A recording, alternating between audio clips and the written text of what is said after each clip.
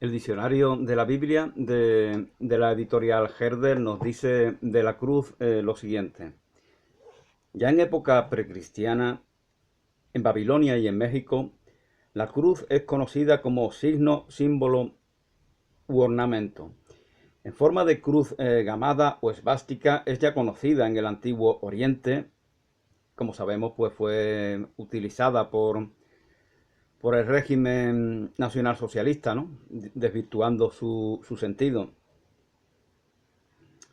Posteriormente, entre los germanos y en el arte cristiano, en la vieja Alemania, por eso lo recupera el partido del pintor austriaco, por eso lo recupera, se había usado este símbolo, lo vemos por ejemplo incluso en el País Vasco, en algunos símbolos aparece una esvástica. Es la rueda de la vida en la cultura, en la tradición hindú.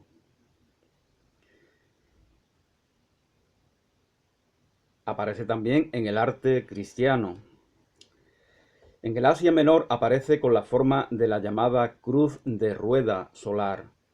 En Egipto, como una cruz de asas, esa ankh, esa que en la parte superior, en vez de una sola línea, pues tiene una especie de óvalo.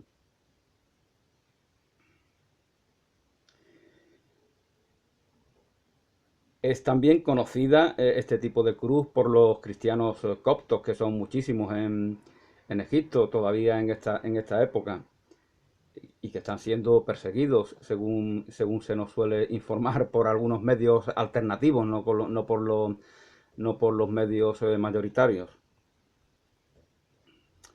En cuanto a la cruz de Cristo, solo se discute entre la llamada cruz de Antonio, sin que sobresalga el palo vertical, es una cruz que no tiene esa parte superior sobre el palo horizontal. Y la cruz inmisa o capitata, que puede ser de brazos iguales, como la cruz del signo de sumar, de brazos iguales, o desiguales, donde ya el brazo inferior es mucho más extenso que el superior. La llamada cruz de San Andrés solo aparece en el siglo X, que se escribe en números romanos con una X, que es exactamente igual que el símbolo de la cruz de San Andrés. Y justamente en ese siglo pues aparece esta cruz. Ordinariamente se admite para la crucifixión de Jesús la cruz inmisa, es decir, la cruz con el apéndice superior, porque el título de la cruz estaba colocado encima de su cabeza, el título en el cual, en el caso de Jesús de Nazaret, pues ponían, si no me equivoco, rey de los judíos. Ese es el crimen por el cual se crucificaba al nazareno. Habían insistido los mismos líderes judíos del Sanedrín, habían insistido en que se había proclamado rey y por lo tanto desafiaba la autoridad del César, ¿no? Es curioso que aquellos que han sido invadidos, para deshacerse de un adversario, apelen a esto, ¿no? Apelen a la autoridad de sus enemigos que le han invadido, que los han invadido. De las indicaciones dadas por Justino, por Ireneo y por Tertuliano, deducen la mayor parte de los intérpretes el que el crucificado podía en cierto modo sentarse, que existía un tipo de sedile, o como se diga, donde el crucificado podía sentarse, y esto alargaba evidentemente el sufrimiento y la agonía de la persona que estaba siendo ejecutada. Esto prolongaba su martirio. El llamado supedaneum o escabel de los pies era en cambio desconocido en la antigüedad. Las cruces romanas no eran generalmente elevadas, normalmente pues se crucificaba a la gente al nivel a ras de suelo. Del hecho de haberle dado a beber a Jesús por medio de una vara de hisopo Se concluye que los pies de Jesús se hallaban aproximadamente a 1 metro sobre el suelo. Metafóricamente y teológicamente, la cruz es el trasunto de la verdadera vida cristiana, que ha de ser imitación de la pasión y crucifixión de Cristo, y cruz de Cristo. Esto está en correspondencia con la teología de Edith Stein, que nos dice en esta obra que nos ocupa de la ciencia de la cruz. Tenemos que imitar la crucifixión del Redentor para de esta forma a que el Cristo nazca en nosotros, Cristo nazca en nosotros, que nuestra alma se vuelva a Cristo. Estas son palabras que hoy día la dicen sectas de la New Age y se censuran, ¿no? Pero ya lo está diciendo la propia santa alemana. Tenemos que pasar esa noche oscura, que es en este caso equivalente a la cruz, que significa que aceptar ese sufrimiento que nos sobreviene y que nos permite que el Cristo nazca en nosotros, que el matrimonio del alma se dé con su Creador.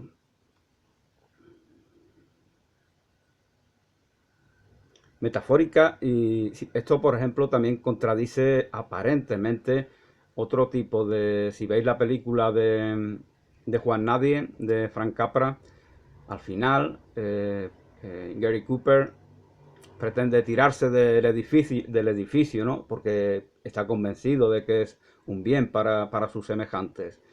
Entonces aparece Barbara Stanwyck y le dice, no necesitas hacer este sacrificio, puesto que ya hace 2000 años nuestro Redentor lo hizo por todos y por lo tanto nos liberó de todo tipo de sacrificio. Esto parece contradecir esta teología de que debemos aspirar a la crucifixión interior.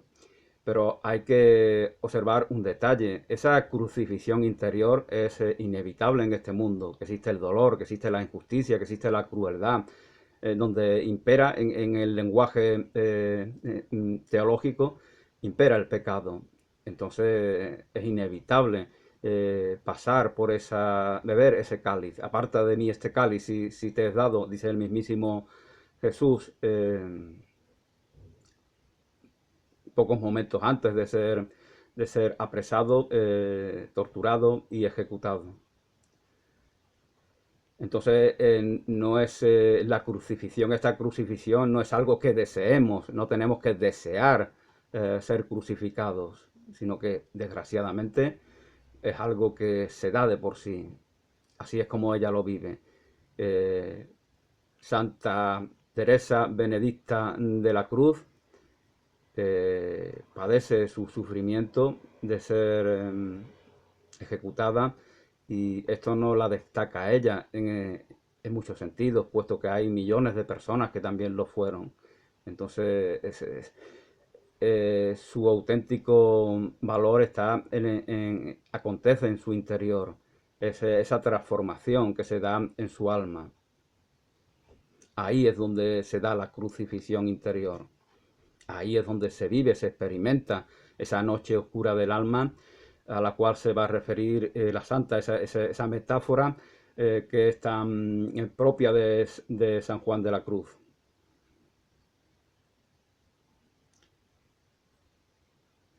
La cruz es el símbolo de la abnegación de sí mismo, por la que el mundo y la carne están crucificados para el cristiano. Es el símbolo también del oprobio de los hombres, de la humillación y del escándalo. Pero a los ojos de Dios todo esto se extrae de los propios evangelios, especialmente de las cartas de San Pablo. Pero a los ojos de Dios la cruz es justamente la suma del evangelio. Y para San Pablo el único motivo de orgullo. Solo por la cruz tiene también el hombre parte en la redención. Así, la cruz es el medio y símbolo de la unión moral y mística con Cristo. Llevar la cruz. Jesús mismo llevó la cruz. La costumbre romana era que el reo solo llevara el patibulum o palo transversal, como cuenta Plutarco, el historiador, porque la cruz hubiera sido un peso demasiado grande. Por eso también quizá Jesús llevó solamente este palo. La denominación joánica de San Juan ha de entenderse, por tanto, por el patíbulo, como de hecho sucede en otras ocasiones. Según la tradición sinóptica, Simón de Cirene, que se refiere a los otros evangelios que no son el de San Juan, según estos evangelios, Simón de Cirene fue forzado a llevar la cruz de Jesús. Esta tradición es perfectamente compatible con la joánica si se admite que Simón tomó a Jesús el patíbulo cuando éste ya no tenía fuerzas para seguir llevándolo. La expresión sinóptica repetida 5 veces de que el discípulo de Jesús ha de tomar sobre sí su propia cruz ha de entenderse naturalmente en sentido figurado. Jesús exige estar dispuestos al martirio. Eso nos pide Jesús, según se nos indica aquí. Que no es desearlo, como había explicado anteriormente, no es aceptar lo que nos sobreviene y tener disposición de padecerlo, no es lo mismo que desear algo, una experiencia semejante. Para desear ser martirizados, también estamos deseando que alguien nos martirice, y eso no es un deseo muy cristiano. El total desprendimiento de lo terreno y la entrega de la propia vida. Esto simboliza la cruz. Por amor de él y del Evangelio. Este logion, tan fuertemente atestiguado por la tradición sinóptica, lleva ya en su misma paradójica concisión todos los signos internos de autenticidad. La opinión de Loisi y otros de haber sido acuñado después de la muerte de Jesús es insostenible, porque llevar la cruz en sentido figurado aparece también en otros pasajes. Y el título de la cruz, al cual antes me había referido, es una tablilla blanca sobre la que se escribía el crimen del condenado. En ocasiones el título se llevaba delante del reo o se colgaba del cuello. En el caso de Jesús fue fijado luego sobre la cabeza en la cruz. Bueno, pues esto nos dice el diccionario de la Biblia de la editorial Herder, que paradójicamente fue la que editó las obras completas pocos años después de su muerte de Edith Stein. Y supongo que esta editorial Herder es la misma que edita en español las obras de Byung-Chul Han, paradójicamente. Evidentemente creo que es una editorial alemana, pero el mercado en lengua española pues es muy apetitoso, y supongo que por eso editan también libros en nuestra lengua. Pues hablando de apetito, justamente el apetito es la boca de la verdad. En esta frase me había quedado en el vídeo precedente, esta frase de la santa: el apetito es la boca de la voluntad. Entonces, conforme esté alineada con la de Dios esa voluntad, y en la medida en la que no lo esté, pues se dan nuestros apetitos. Y nos acercamos al vicio, a la adicción, al pecado, a la degradación, en la medida en la que esa voluntad no está en sintonía con esa voluntad del Creador. Y nos alejamos de tales cosas en la medida en la que sí lo está. El apetito es la boca que grita, lo que calla nuestra voluntad o lo que hemos hecho de ella. El que se libra de la dependencia de los bienes temporales consigue libertad, libertad de niño, libertad de niño. El que se libra de la dependencia de los bienes temporales consigue la libertad del niño, la claridad de la razón, la tranquilidad profunda y pacífica, y también pacífica confianza en Dios, juntamente con cierto juntamente con culto verdadero y plena sumisión a la voluntad divina. Gana también, dice Edith Stein, en gozo de las criaturas, con el desasimiento, un gozo que nunca podrá experimentar, este gozo nunca podrá experimentarlo el avaro, porque en su inquietud carece de libertad de espíritu. El avaro en su inquietud, el avaricioso carece de libertad de espíritu, está esclavizado por su propia avaricia, por su propia sumisión, por su propia esclavitud a los bienes terrenales, a los bienes temporales. La sumisión a los sentidos hace al niño afeminado y tímido. Esto dice, la sumisión a los sentidos hace al niño afeminado y tímido. Yo tengo la impresión de que esto es muy actual, ¿no? Hoy en día vemos a los hombres, ¿no? Quejumbrosos, victimistas, se quejan de las feministas, ¿no? Que se victimizan y tal y cual, pero ellos al estar en combate, al estar enfocados en lo que dicen las mujeres, al tener ese resentimiento hacia ellas, esa dependencia, están comportándose de la misma manera, no están siendo varoniles, están afeminándose, como dice, no yo, sino la propia Edith Stein. La sumisión a los sentidos hace al niño afeminado y tímido. Ya había comentado en algún que otro vídeo, por ejemplo en el que hice sobre Somos Nómadas, que esa actitud nómada es un valor, es un aspecto masculino de la condición humana.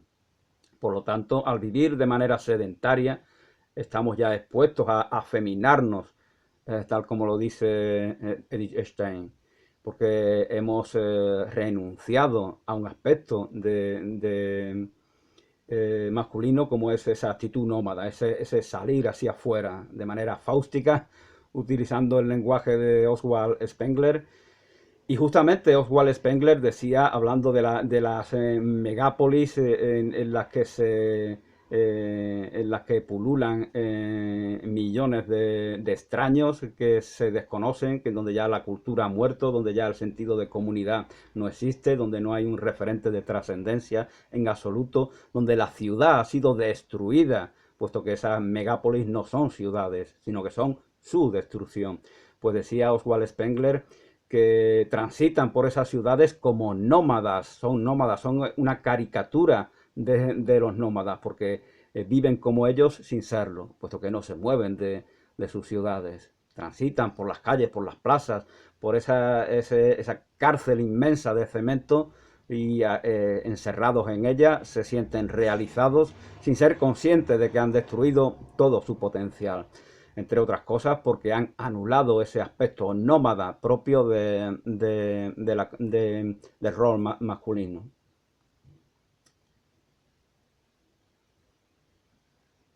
Recogiéndose en Dios se restaura el gozo verdadero. Recogiéndose en Dios se restaura el gozo verdadero. Ese gozo ha sido seducido, atrapado por los sentidos. Y al recogernos en Dios nos desapegamos de las atracciones mundanas, de los ídolos terrenales y recuperamos el auténtico gozo. Ya en esta vida se da a la voluntad la recompensa del 100 por 1 que ha prometido el Salvador. Ya se nos da ese gozo, porque ya incluso para la santa, a pesar de su sufrimiento, a pesar de toda la desazón, de toda la crueldad que padece, ese sentimiento de gozo de reencontrarse, esa verdad que ha hallado y esa satisfacción de haberla hallado, ese camino, esa certidumbre, todo eso le produce un gozo inefable y que no puede ser ensombrecido por ningún tipo de crueldad mundana que pudiera darse. Entonces, por eso dice la santa esto y lo dice en ese tiempo tan difícil. Como dice esa película, ¿no? De A Rose in Winter, esa película británica, creo, que trata sobre la vida de Edith Stein. La rosa es la propia Edith y el invierno pues es ese tiempo tan horrible de genocidio, de guerra, de crueldad, de persecución que aconteció en en la primera parte del siglo XX. Algunos convierten la devoción en ornato de muñecas, vistiendo a las imágenes de un modo, del modo de cada tiempo, ¿no? Vestimos a las imágenes, es lo que le está diciendo la santa, y creo que esto es una idea que la recoge de San Juan de la Cruz. Esto está muy actual también, eso que hacen en Sevilla, ¿no? De que le cambian las pestañas para ponerla a la moda, le ponen un vestido que sea más actual. Están prostituyendo las imágenes sagradas para mercadear con ellas, para a través del turismo, porque convierten la Semana Santa en una fiesta lucrativa para la ciudad. Entonces, esto es un asunto grave. Y la manera en la que yo lo estoy diciendo, supongo que será más grave todavía. Algunos convierten la devoción en ornato de muñecas, vistiendo a las imágenes del modo propio de cada época, de cada tiempo. Es comprensible que lo hagan los artistas, porque reflejan, el artista que pinta un santo en el siglo XVII, por ejemplo, refleja su tiempo y refleja el tiempo del santo, hace una especie de simbiosis de ambas épocas, y esa es su creación artística, eso es parte de su aporte como creador. Pero él no es un teólogo, él no es un místico, él no está, en su voluntad no es la del que reza, por ejemplo, en ese momento. Grande es la rudeza de los que ponen su devoción más en una imagen que en otra. San Juan de la Cruz siempre critica esta exposición a la idolatría, ese magnificar la importancia de las imágenes. ¿Por qué en Andalucía hay tal culto a las imágenes? La Virgen de Rocío, la Macarena, la Virgen de Rosario, están de procesiones. Hace unos días en Cádiz sacaban al Nazareno a peregrinar. Como que a peregrinar, Jesús es nuestro Redentor, los peregrinos somos nosotros somos los que tenemos que peregrinar, como a peregrinar aquel que nos redime. Peregrinamos por el mundo porque hemos caído en el pecado. Jesús ha trascendido ese pecado. Jesús es el maestro que nos permite trascender las cadenas del pecado. Entonces hacen permanentemente, bueno, como estaba comentando, ¿por qué hay tantas procesiones? Para marcar diferencia con respecto al Islam. El Islam, al igual que el cristianismo más oriental, critica e incluso censura, incluso prohíbe, como si fuera haram, como dicen ellos, haram, lo prohibido, lo no admitido, lo no aceptado por Alá, por Dios, prohíbe el culto a las imágenes. Y entonces, para diferenciarnos de ellos, ¿qué hacemos? Pues rendirle culto a un montón de imágenes. Es como la industria porcina. ¿Por qué aumenta? Para diferenciarnos de aquellos que prohíben su consumo, que son los musulmanes. Entonces nos inflamos a que éramos una industria en brutal de explotación animal del cerdo, ¿no? El vino igual, ¿por qué se potencia la industria del vino? Porque en el Islam no está permitido el consumo, parece que no es explícita esta prohibición, pero tradicionalmente los musulmanes pues no beben vino. ¿Qué hacemos nosotros? Pues crear la fiesta del vino, potenciar el consumo del vino. Por eso tienen su parte de razón estos patriotas de la facción más extremo derecha. Dicen que la identidad, y lo dicen tan tranquilo, la identidad de España se ha ido forjando en oposición al Islam. Es decir, somos unos seres reactivos que construimos nuestra identidad oponiéndonos al Islam, que tenemos que estar señalándolo permanentemente.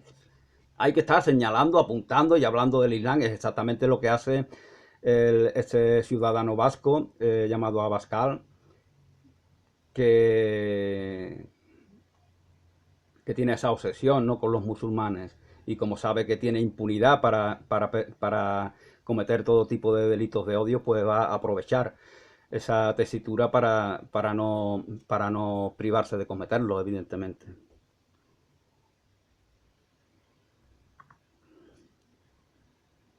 Bueno, pues esto lo dice Edith Stein. Algunos convierten la devoción en ornato de muñecas. Grande no se refiere a las muñecas con banderitas españolas, no se refiere a esas muñecas, que eso también es una forma una forma de patriotismo.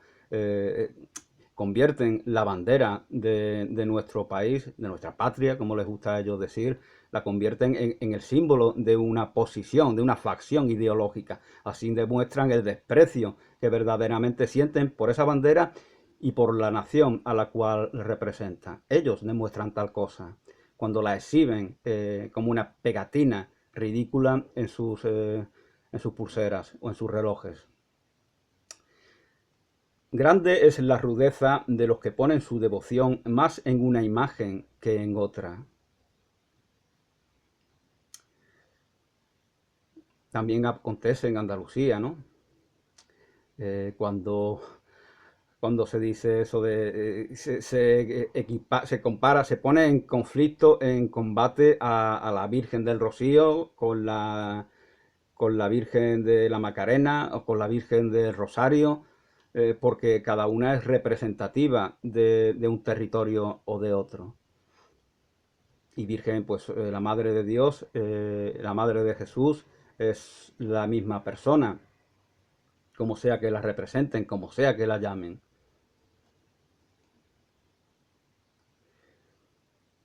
El puro espíritu no conoce más que recogimiento interior y trato mental con Dios. El puro espíritu no conoce otra cosa que recogimiento interior y trato mental con Dios. Pretended primero el reino de Dios y su justicia, así se nos dice en la Biblia, y todo lo demás se nos dará por añadidura. La fe es el camino a través de la noche. La fe es el camino a través de la noche hacia la meta de la unión con Dios. Y en ella se gesta el nuevo nacimiento. No hemos nacido todavía, no hemos nacido aún. El ser humano no ha nacido plenamente. Así decía María Zambrano. Entonces no expresamos toda la grandeza, toda la belleza, toda la bondad, toda la integridad, todas las posibilidades en la cual el Hacedor forja sus criaturas. No lo expresamos porque estamos a la sombra de esa caída del pecado que representa Adán y Eva, ¿no?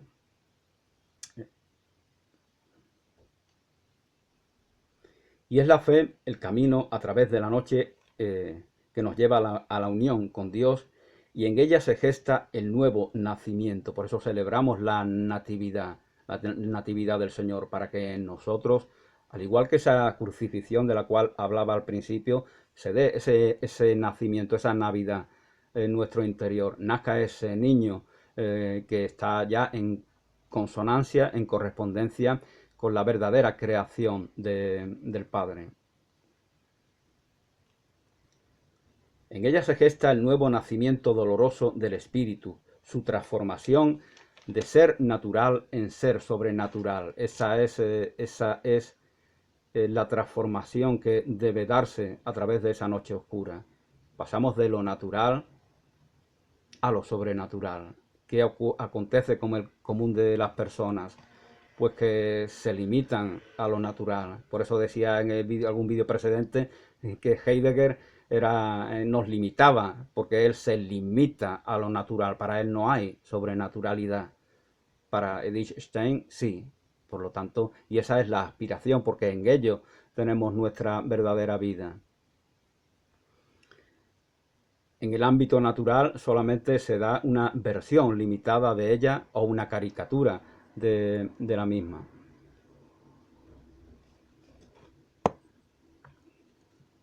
La fe supone movimiento.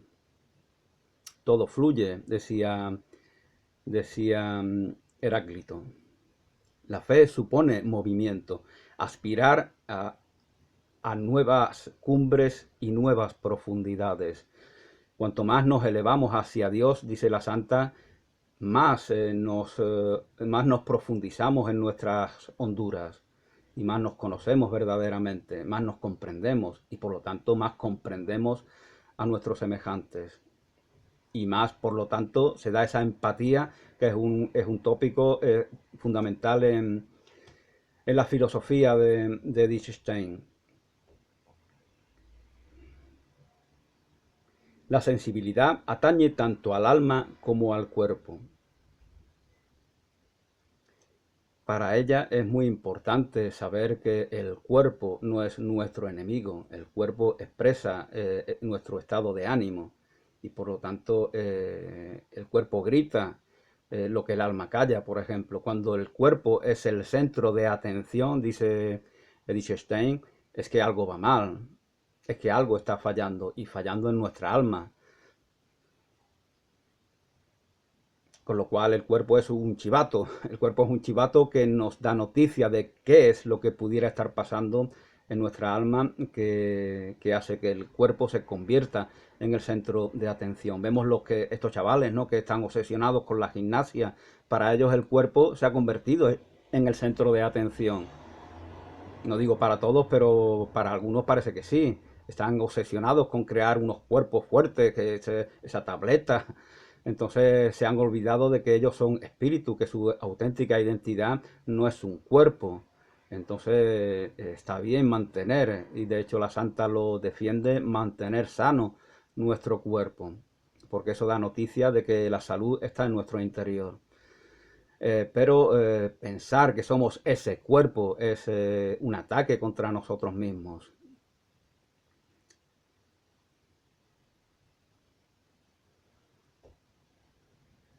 A través de la meditación, el espíritu hace suyo íntimamente el contenido de la fe. La meditación precede a la contemplación, decía San Francisco de Sales. La meditación, la oración, la contemplación, el estado de contemplación ya está muy próximo a ese matrimonio entre la amada y el amado, entre la criatura y su creador.